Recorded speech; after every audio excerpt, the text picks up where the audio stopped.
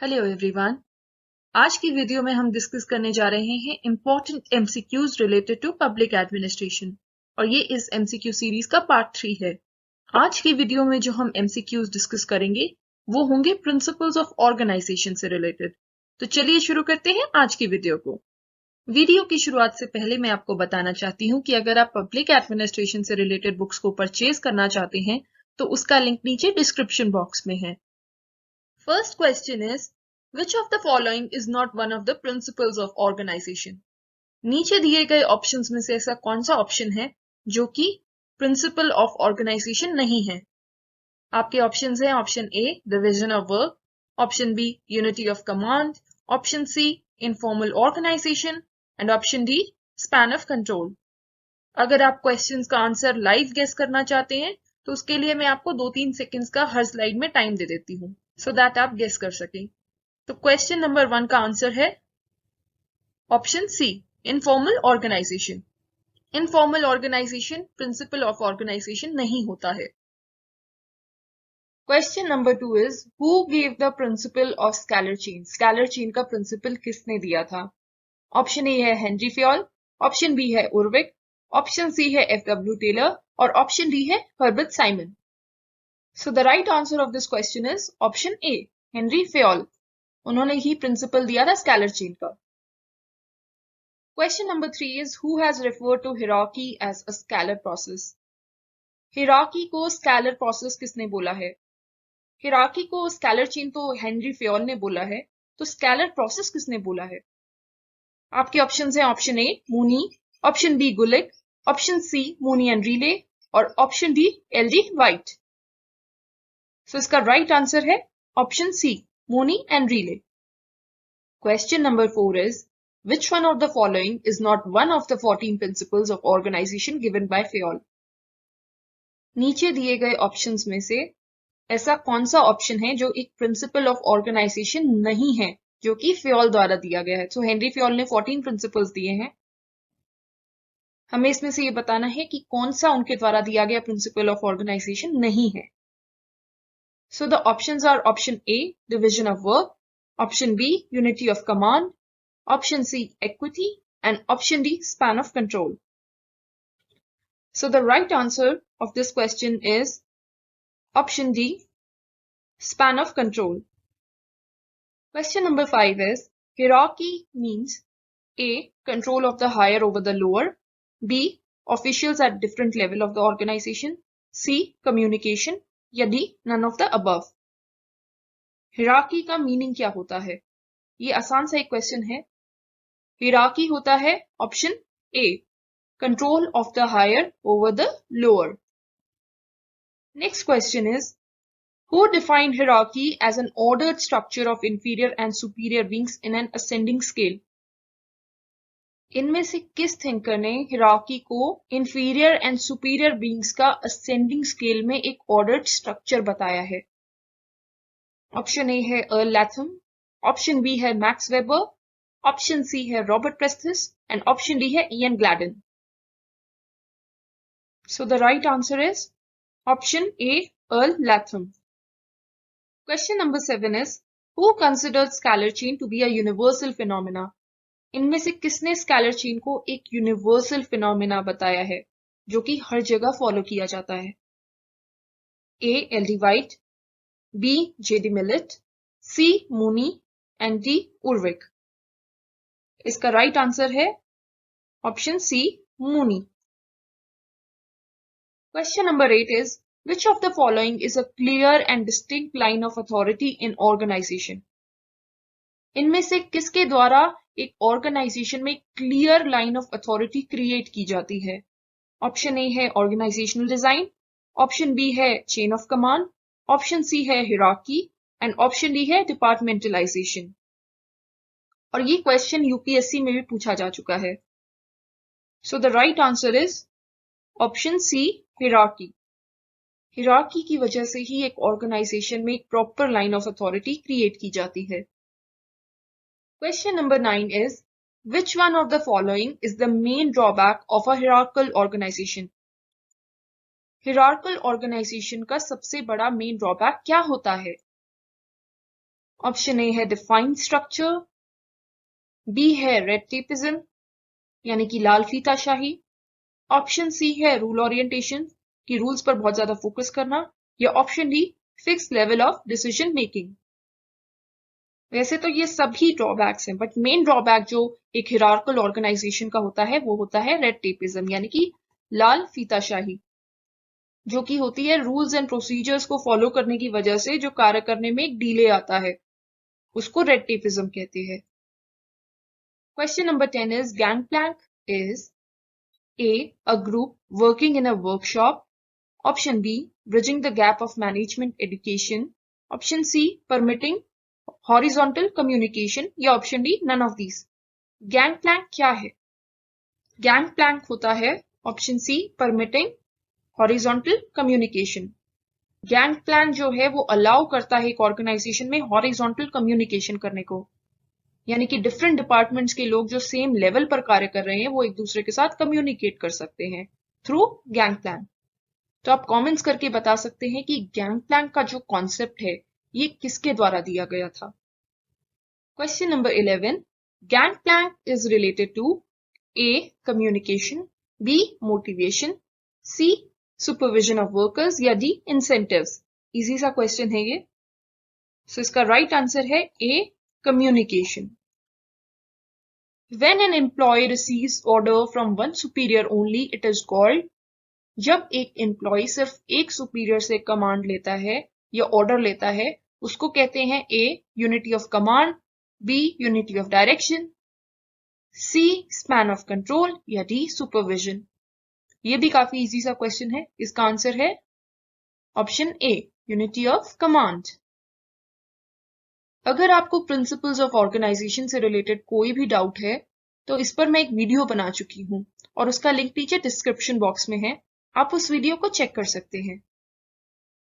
और अगर आप उस वीडियो को देखने के बाद इस वीडियो को देखेंगे तो आपको काफी क्लैरिटी ऑफ थॉट होएगा, आपको आसानी होगी इन क्वेश्चंस का आंसर करने में।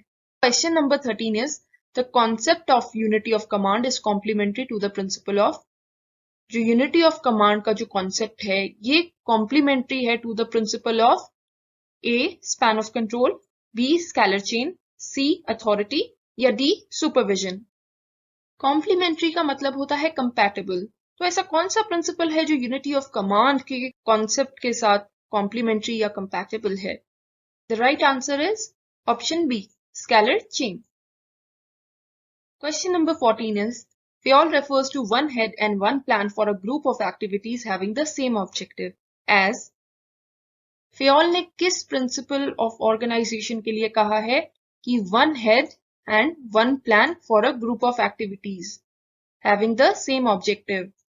ऐसी ग्रुप ऑफ एक्टिविटीज जिनका सेम ऑब्जेक्टिव है उसके लिए एक हेड होना चाहिए और एक प्लान होना चाहिए। इस प्रिंसिपल को क्या नाम दिया है FAOL ने? A unity of direction, B unity of command, C authority, या डी स्पैन ऑफ कंट्रोल। इसका राइट आंसर है option A unity of direction.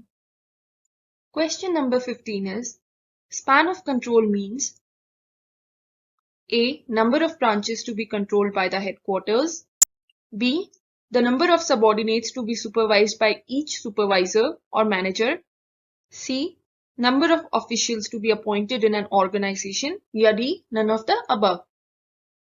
Span of control का मीनिंग होता है option B the number of subordinates to be supervised by each supervisor or manager, कि एक supervisor या manager कितने लोगों को, कितने सबऑर्डिनेट्स को सुपरवाइज करेगा एक समय पे, उसको स्पैन ऑफ कंट्रोल कहा जाता है। Question number 16, no supervisor can supervise directly the work of more than 5 or at the most 6 subordinates whose work interlocks.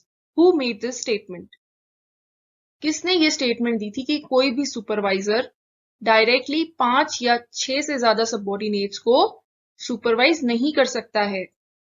A Sekler Hudson ने, बी उर्विक ने, सी मिलेट ने, या डी डिमॉक ने। इसका right answer है option B Urwick. Question number 17 is what is considered to be an ideal span of control? एक ideal span of control कितना होना चाहिए? ऑप्शन ए है 5 से 6, ऑप्शन बी है 6 से 8, ऑप्शन सी है 8 से 12 या option D none of these. So इसका राइट आंसर है option D, none of these. ऐसा क्यों है?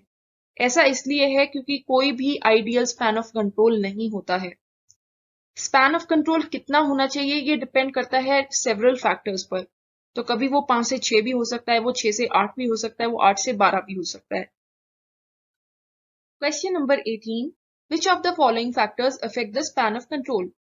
इनमें से कौन सा फैक्टर है जो स्पैन ऑफ कंट्रोल को अफेक्ट करता है? Option A, nature of work, कि कार्य का क्या नेचर है। Option B, leadership skills, leader की कैसी स्किल्स हैं। ऑप्शन सी, ज्योग्राफी, या option D, all of the above. काफी इजी क्वेश्चन है और इसका आंसर है option D, all of the above. ये तीनों ही फैक्टर्स जो हैं वो स्पैन ऑफ कंट्रोल को अफेक्ट करते हैं। तो इसका आंसर होगा option D, all of the above. Question number 19 है, which one of the following principles is directly concerned with preventing overlap, conflict and friction in an organization? इनमें से कौन सा ऐसा प्रिंसिपल है जिसके थ्रू ऑर्गेनाइजेशन में कन्फ्लिक्ट को, यानी कि झगड़ों को या फ्रिक्शन को, जो गुड बन जाते हैं एक ऑर्गेनाइजेशन में, उनको प्रिवेंट किया जा सकता है? ऑप्शन ए है डायरेक्शन, ऑप्शन बी है सुपरविजन, ऑप्शन सी है कोऑर्डिनेशन और ऑप्शन डी है स्पैन ऑफ कंट्रोल। तो इसका राइट आंसर है ऑप्शन सी, कोऑर्डिनेशन। कोऑर्डिनेशन के थ्रू हम एक ऑर्गेनाइजेशन में कॉन्फ्लिक्ट्स को प्रिवेंट कर सकते हैं। Who stated that coordination is the orderly arrangement of group efforts to provide unity of action in the pursuit of common purpose? ये किसने कहा था कि कोऑर्डिनेशन जो है वो एक इस प्रकार का अरेंजमेंट है ग्रुप एफर्ट्स का जिसके द्वारा यूनिटी आती है, एकता आती है कॉमन पर्पस को अचीव करने में? इसके ऑप्शन है option A, JD Mooney, option B, Henri Fayol, option C, Elton Mayo और option D, JD Millett. So इसका राइट आंसर है option A, JD Mooney. Question number 21, esprit de corps means, esprit de corps का क्या meaning होता है? A, harmony, B, friendship, C, faith या D, grace. इसका right answer है option A, harmony. Harmony का हिंदी में मतलब होता है सामंजस्य। Question number 22, which one of the following is not a technique through which coordination can be achieved in an organization? इनमें से ऐसी कौन सी टेक्निक नहीं है जिसके द्वारा एक ऑर्गेनाइजेशन में कोऑर्डिनेशन को अचीव किया जा सकता है? ऑप्शन ए है specifying rules and procedures, option B है हायरार्की, ऑप्शन सी है मीटिंग्स एंड कॉन्फ्रेंसेस या ऑप्शन डी है कम्युनिकेशन। इसका राइट आंसर है ऑप्शन बी, हायरार्की। बाकी सब टेक्निक्स के द्वारा एक ऑर्गेनाइजेशन में कोऑर्डिनेशन को एस्टैब्लिश किया जा सकता है, अचीव किया जा सकता है, चाहे वो स्पेसिफाइंग रूल्स एंड प्रोसीजर्स हो, चाहे वो मीटिंग्स एंड कॉन्फ्रेंसेस हो, चाहे वो कम्युनिकेशन हो। Next question is, unity of command ensures, unity of command जो है वो क्या इंश्योर करती है? A, accountability, B, specialization, C, conflict या डी, कोऑर्डिनेशन। इसका राइट आंसर है ऑप्शन ए, अकाउंटेबिलिटी, जिसे हिंदी में कहते हैं जवाबदेही। Question number 24, who said that unity of command is an oversimplified principle and modern organization is too complex to apply it? ये किसने कहा था कि जो यूओसी है, यूनिटी ऑफ कमांड है, वो एक बहुत ही सिंपल सा प्रिंसिपल है और जो मॉडर्न ऑर्गेनाइजेशन है वो बहुत ही ज्यादा कॉम्प्लेक्स है इन्हें अप्लाई करने के लिए? A, JD Millett, B, Herbert Simon, C, Frederick Taylor या option D, Gulick and Urwick. इसका राइट आंसर है option B, Herbert Simon. Question number 25, who advocated the concept of dual supervision? Dual supervision का जो concept है वो किसने दिया था? ए, जेडी मिलेट ने, बी, एफ.डब्ल्यू. टेलर ने, सी, मैक्स वेबर ने या D, none of the above. So इसका राइट आंसर है ए, JD millet.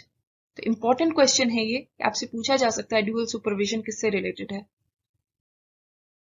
Dash is the right to command, आपको फिल करना है कि इनमें से किसको राइट टू कमांड कहा जाता है या राइट टू कमांड होता है। A, authority, B, responsibility, C, accountability या D, both A and B, यानी कि बोथ अथॉरिटी एंड रिस्पॉन्सिबिलिटी। इसका राइट आंसर है option A, authority. Authority is the right to command. अगर आपके पास अथॉरिटी होगी आप तभी कमांड कर सकते हैं। Question number 27, which one of the following is not a type of authority defined by weber? नीचे दिए गए ऑप्शंस में से कौन सा टाइप ऑफ अथॉरिटी नहीं है जो कि वेबर द्वारा दिया गया है? ऑप्शन ए है legal rational authority, option B है ऑफिशियल अथॉरिटी, सी है ट्रेडिशनल अथॉरिटी या डी है कैरिज्मेटिक अथॉरिटी। इसका राइट आंसर है option B, official authority. Weber ने जो 3 टाइप्स ऑफ अथॉरिटी बताई हैं वो है legal rational authority, traditional authority और कैरिज्मेटिक अथॉरिटी। उन्होंने ऑफिशियल अथॉरिटी नहीं बताई है। Question number 28, authority granted to an employee should be A equal to the responsibility entrusted to them, B less than the responsibility entrusted to them, C more than the responsibility entrusted to them या D all of the above। Employee को जो एक authority grant की जाती है वो A equal होनी चाहिए रिस्पॉन्सिबिलिटी जितनी, C रिस्पॉन्सिबिलिटी से कम होनी चाहिए, C रिस्पॉन्सिबिलिटी से ज्यादा होनी चाहिए या D इनमें से सभी। So the right answer is option A, equal to the responsibility entrusted to them। एक एम्प्लॉय को जितनी अथॉरिटी ग्रांट की जाती है वो इक्वल होनी चाहिए जितनी की उसको रिस्पॉन्सिबिलिटी दी गई है, तभी वो प्रॉपरली कार्य कर सकते हैं। और इसीलिए कहा जाता है कि authority and responsibility go side by side. Question number 29, Who among the following have advocated positional theory of authority? इनमें से किसने पोजिशनल थियरी ऑफ अथॉरिटी का सपोर्ट किया है? ऑप्शन ए है Weber and Barnard, option B है Fayol and Simon, option C है Barnard and Simon and option D है फेयोल एंड वेबर। इसका राइट आंसर है option D, Fayol and Weber. Question number 30, dash principle of organisation states that there should be a place for everything and everything should be in its place. ऐसा कौन सा principal of organisation है जो ये कहता है हर चीज के लिए जगह होनी चाहिए और हर चीज अपनी जगह पर होनी चाहिए? ऑप्शंस हैं option A equity, option B discipline, option C esprit de corps या ऑप्शन डी ऑर्डर। इसका राइट आंसर है option D order. Question number 31, the practice of management was written by A Peter F Drucker, B Terry, C Louis Allen या D Henri Fayol. Practice of management जो है वो लिखी गई थी Peter F Drucker द्वारा। So right option is option A, ये right answer है। नाउ क्वेश्चन नंबर 32 जो है ये एक मैचअप की फॉर्म में है। एक तरफ प्रिंसिपल्स ऑफ ऑर्गेनाइजेशन दिए गए हैं और दूसरी तरफ उनके सपोर्टर्स दिए गए हैं, तो हमें मैच करना है कि कौन से प्रिंसिपल ऑफ ऑर्गेनाइजेशन को कौन सा थिंकर जो है वो सपोर्ट करते हैं। सो इसका राइट आंसर है बी 2431। सो जो कोऑर्डिनेशन का प्रिंसिपल है ये किसके द्वारा सपोर्ट किया गया है? मूनी द्वारा। यूनिटी ऑफ कमांड किसके द्वारा सपोर्ट किया गया है? फेयोल द्वारा। स्पैन ऑफ कंट्रोल को सपोर्ट किया है उर्विक ने। वहीं सुपरविजन को किसने सपोर्ट किया है? मिलेट ने। Question number 33. What is the correct term for concentration of decision making authority? जब decision making authority को concentrate कर दिया जाता है एक जगह पे उसे क्या कहते हैं? A. Delegation, B. Centralization, C. Decentralization या D. None of the above। बहुत ही आसान सा क्वेश्चन है ये। जब डिसीजन मेकिंग अथॉरिटी को कॉन्सेंट्रेट कर दिया जाता है उसको हम कहते हैं बी सेंट्रलाइजेशन या केंद्रीयकरण। Question number 34 is, the office of district collector in India is based on the principle of। India में डिस्ट्रिक्ट कलेक्टर का जो ऑफिस होता है वो किस प्रिंसिपल पर बेस होता है? ए डेलीगेशन, बी डिसेंट्रलाइजेशन, सी डिवोल्यूशन या डी डी कॉन्सेंट्रेशन। इसका राइट आंसर है option D, D concentration. D concentration होता है जब एक सेंट्रल ऑर्गेनाइजेशन कुछ रिस्पॉन्सिबिलिटीज ट्रांसफर कर देती हैं लोअर लेवल यूनिट्स को जो कि उनकी जुरिस्डिक्शन में होती हैं। Question number 35, who made the statement Delegation means conferring of specified authority by a higher to a lower authority. ये स्टेटमेंट किसने दी है कि डेलीगेशन का मतलब होता है जब हायर अथॉरिटी द्वारा लोअर अथॉरिटी को एक स्पेसिफाइड अथॉरिटी दी जाती है। ऑप्शन है option A Terry, B Mooney, C Millett या डी फिफनर। इसका राइट आंसर है option B Mooney. Question number 36, Who considered the concept of delegation to be a mere myth of an organization? इनमें से किसने delegation के concept को सिर्फ एक मिथ कहा है ऑर्गेनाइजेशन का? ऑप्शन ए है एमपी फॉलेट, ऑप्शन बी है सी बर्नार्ड, ऑप्शन सी है हर्बर्ट साइमन और ऑप्शन डी है एलडी वाइट। सो इसका राइट आंसर है option A M P Follett. Question number 37 भी मैचअप्स की फॉर्म में है। एक तरफ प्रिंसिपल ऑफ ऑर्गेनाइजेशन दिए गए हैं और दूसरी तरफ डेफिनेशंस दी गई हैं। तो इसका राइट आंसर है ऑप्शन बी 3142। सो सुपरविजन क्या होता है? सुपरविजन होता है direction accompanied by authority. Delegation का मतलब क्या होता है? डेलीगेशन में होता है कन्फरिंग डिस्क्रिशन। कोऑर्डिनेशन में क्या होता है? कोऑर्डिनेशन में होता है सिंक्रोनाइजेशन ऑफ एफर्ट्स, जब एफर्ट्स को सिंक्रोनाइज किया जाता है। और option D line and staff is military administration. जो लाइन एंड स्टाफ का कॉन्सेप्ट है वो मिलिट्री एडमिनिस्ट्रेशन से लिया गया है। Which of the following thinkers differentiated between substantive and technical supervision? इनमें से किस थिंकर ने डिफरेंशिएट किया था between substantive and technical supervision में? ऑप्शन ए है विलियमसन, बी है हॉल्सी, सी है मिलेट और डी है सेक्लर हडसन। इसका राइट आंसर है millet. Question number 39 is which of the following is not a function of staff agency? इनमें से स्टाफ एजेंसी का फंक्शन क्या नहीं है? ऑप्शन ए है प्लानिंग, ऑप्शन बी है एडवाइजिंग, ऑप्शन सी है कंसल्टेशन या ऑप्शन डी है अचीविंग गोल्स। सो इसका राइट आंसर है ऑप्शन डी अचीविंग गोल्स। ये स्टाफ का फंक्शन नहीं होता है। स्टाफ एजेंसी का फंक्शन मेनली होता है एडवाइज करना या प्लानिंग करना या कंसल्टेशन देना। अचीविंग गोल्स जो है वो लाइन का कार्य होता है, लाइन का फंक्शन होता है। The last question for today is organization establishes a relationship between. Organization किस किस के बीच में एक रिलेशनशिप एस्टैब्लिश करती है? A people work and resources, B customer work and resources, C clients workers and management या D customer work and management. थोड़ा सा ट्रिकी सा क्वेश्चन है ये, बट इसका राइट आंसर है option A people work and resources. Organisation relationship establish करती है लोगों के बीच में, वर्क के बीच में एंड रिसोर्सेज के बीच में। इन तीनों चीजों के बीच में रिलेशनशिप एस्टैब्लिश करती है।